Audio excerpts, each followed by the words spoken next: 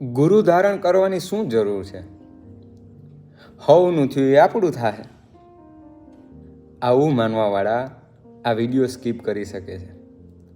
પણ જો બીકના માયરા ગુરુ ધારણ કરે કે નગુરા તો નરકે જાય, એના કરતાં ગુરુ ધારણ કરી લેવાય.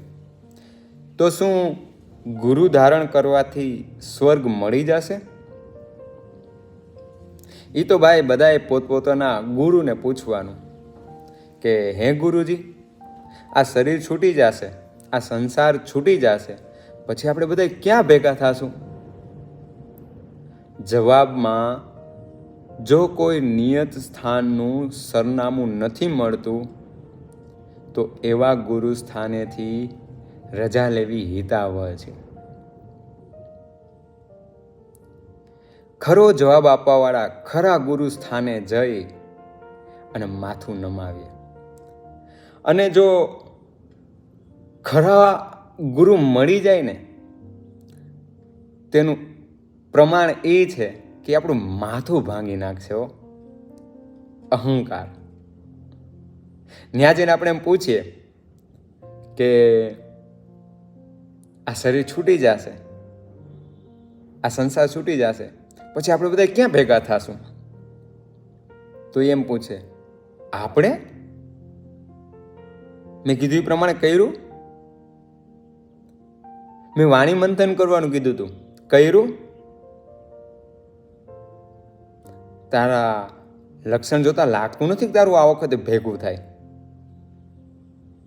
તો ખરા ગુરુ રહ્યા ને એ માથું અહંકાર ભાંગે છે, સહી વિધની રાહ બતાવે છે. અને રાહ બતાવતા બતાવતા આ જ જન્મને સફળ કરી દે ને, એ સાચા સદગુરુ. સાચી રાહ બતાવે, સાચું સ્થાન બતાવે, એ સાચા સદગુરુ.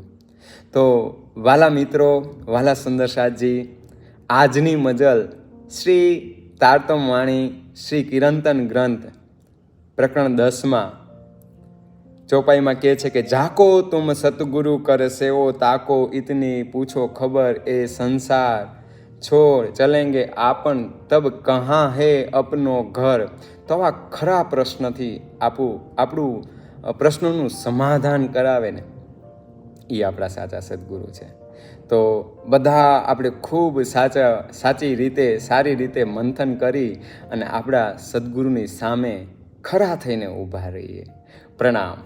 રાજજી.